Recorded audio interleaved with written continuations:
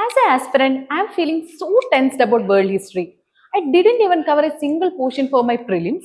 So what should I do now? I want to cover my entire world history syllabus for mains in quickly and effectively. What should I do now? So, dear aspirants, now the prelims results are out. Few days left for your mains examination. How to finish world history very quickly. Even though in GS1, one or two questions asked, the historical knowledge is essential to answer certain questions like in international relations or in GS3. So, since UPSC always adopts an interdisciplinary approach, a good understanding of world history is essential to answer some questions, especially in subjects like international relations or in subjects like this security and all. Even ethics contributors are important. Now, coming to this,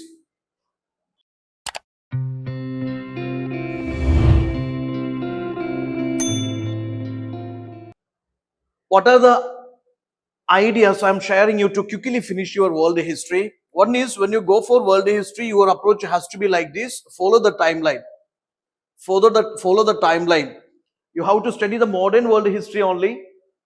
So, right from 18th century AD, you just go in a connected, that is from Industrial Revolution to disintegration of USSR, bipolar world to unipolar world, and this current events.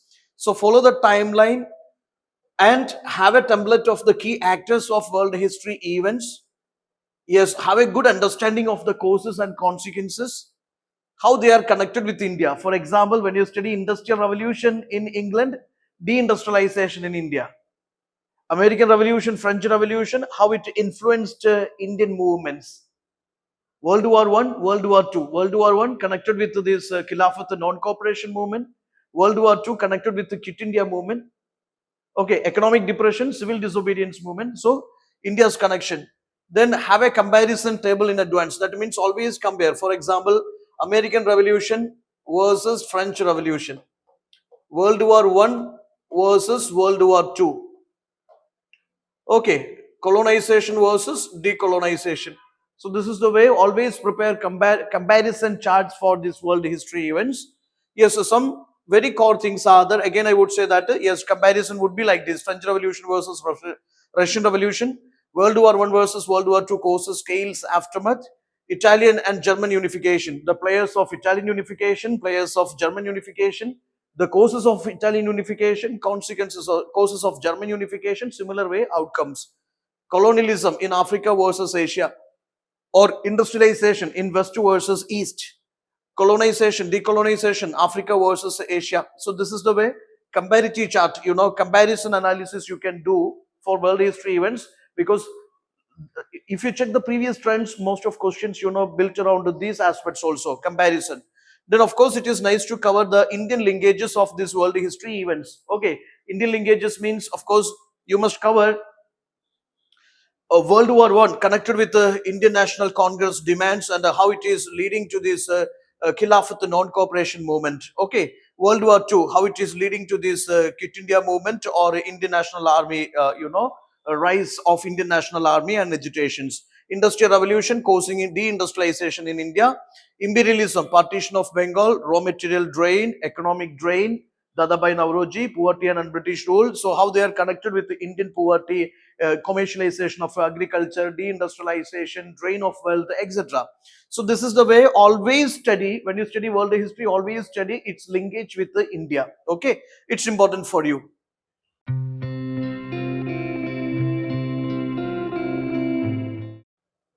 Yes, another aspect you have to take care is, yeah, what are the core modules you have to finish in the shortest span of time? I would say Industrial Revolution is important for you. Industrial Revolution is important for you. Industrial Revolution, when you study this, its causes, consequences, the characteristics of Industrial Revolution, West versus East, and its impact on India, those elements, and the movements connected with the Industrial Revolution, those are important for you. Implications are very important. American Revolution, French Revolution, they already asked a question how these revolutions laid the foundation of modern world. Okay, consequences, causes, or maybe comparisons could be asked, or their impacts on India could be asked. Then see unification of Italy, unification of Germany, then capitalism versus socialism, colonialism, imperialism, decolonization, world wars, then this formation of this unipolar world. These are some essential modules you should cover in this world history part.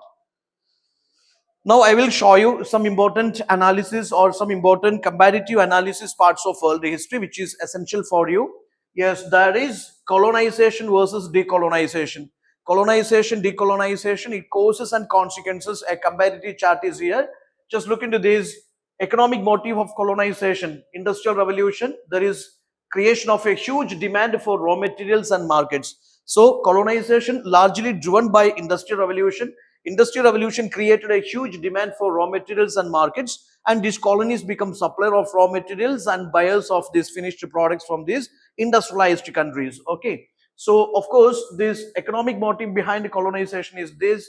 And coming to this decolonization, yes, post World War II, economic exhaustion of colonial powers. Yes, after World War II, most of these colonial powers economically exhausted, drained, and they are in the financial debt, financial deficit. In that scenario, they were not able to maintain these colonies, or they were not able to defend their colonies. In that scenario, due to many other events also, there are nationalist movements arisen in these colonies, and colonies no longer in a position to defend or offend these nationalist movements, or maintain their colonial administrative machinery, and that is a reason for their liberation. Coming to political rivalry, European powers competed for global supremacy, that is leading to colonization. European powers competed for global supremacy. For example, scramble for Asia and Africa. Britain, France, Russia, Germany all competed with each other. Yes, that is for global supremacy, political and commercial, supremacy, that eventually leading to colonization of Asia, Africa. Now, coming to decolonization, yes, rising nationalism as mass movements, rising nationalism and mass movements, they are leading to decolonization. In Indian context, we know that there is Indian National Congress, formation of Indian National Congress, and there are many such mass movements happened in these colonies, and that eventually leading to political events. Maybe it is what is called the political parties formulations or mass agitations. Such events are leading to this decolonization process. Okay, then see military superiority. One of the reasons for this colonization is technological edge, steamships, guns, and telegraphs, and militarily superior. Britain is a small island nation since, even though in that scenario, imagine, even though it is a small island nation, its military superiority, its superior navy, army, air force, all helped this Britain to become the biggest colonial power across Africa, Asia, Europe. Then coming to this decolonization, World War II exposed to vulnerability of European powers, fall of Singapore, and of course here you should understand that yes, this military vulnerability of the European powers. Of course, I mean, why there is decolonization, because even these colonies realized that they are capable of fighting back these colonial powers, they are capable of fighting back the colonial powers.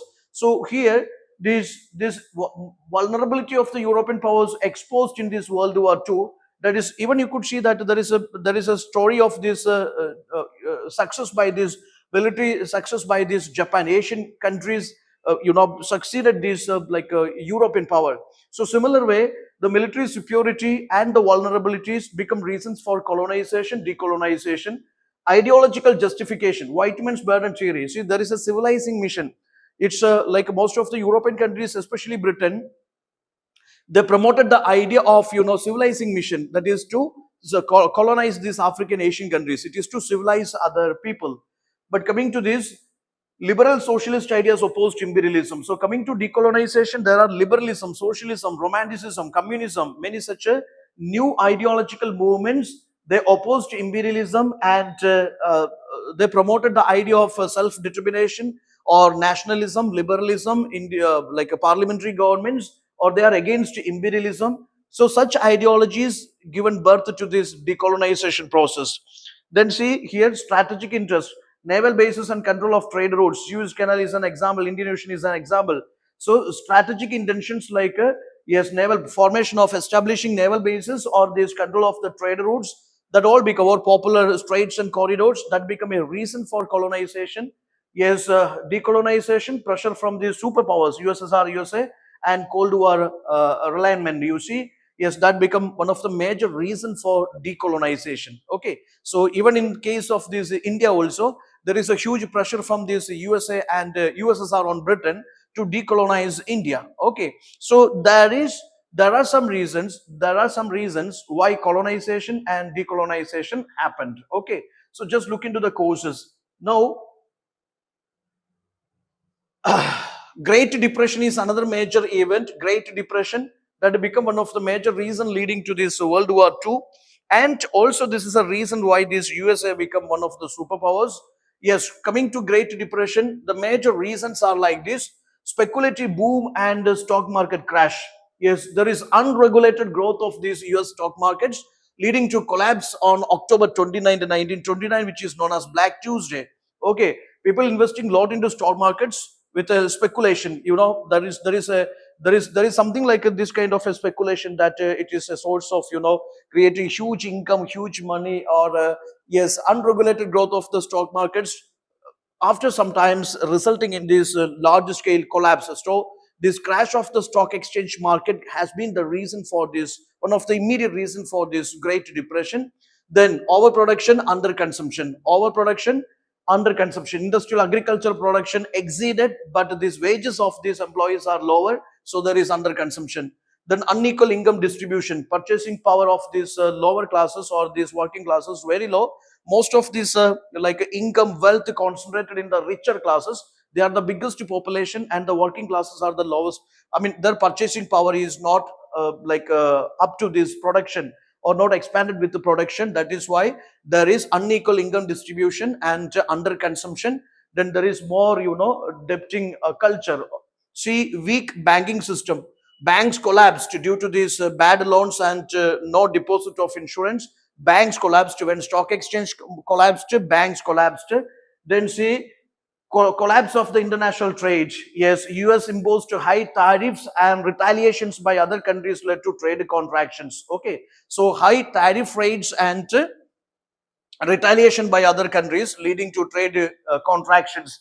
The same today, 21st century, is Donald Trump's decisions are almost similar to the same things which happened in this, you know, yes, 20th century.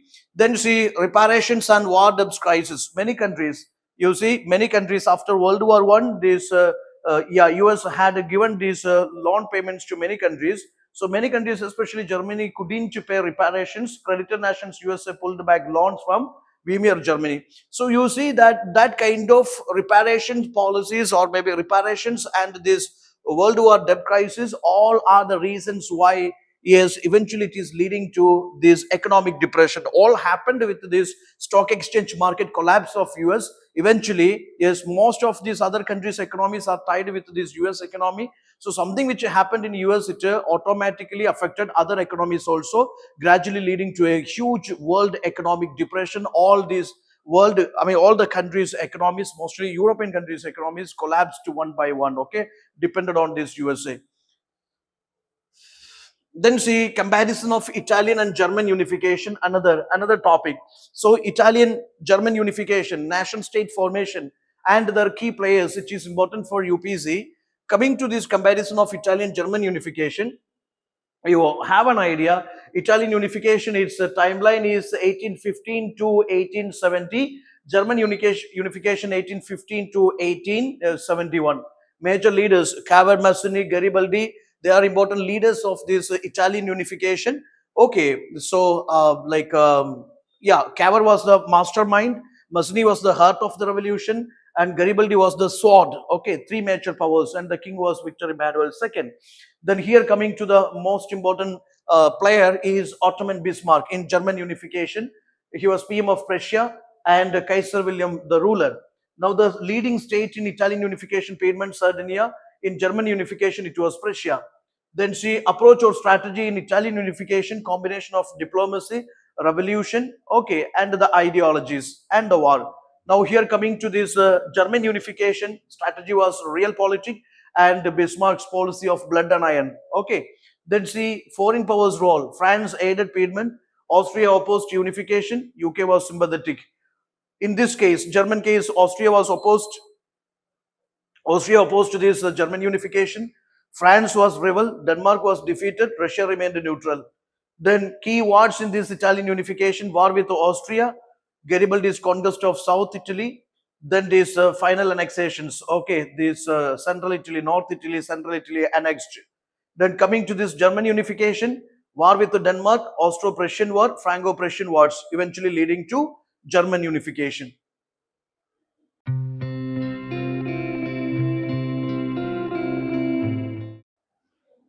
This is the way I would say that you can go for this comparison of Italian unification, German unification, because this table is more than sufficient to answer questions from this Italian German unification. Okay.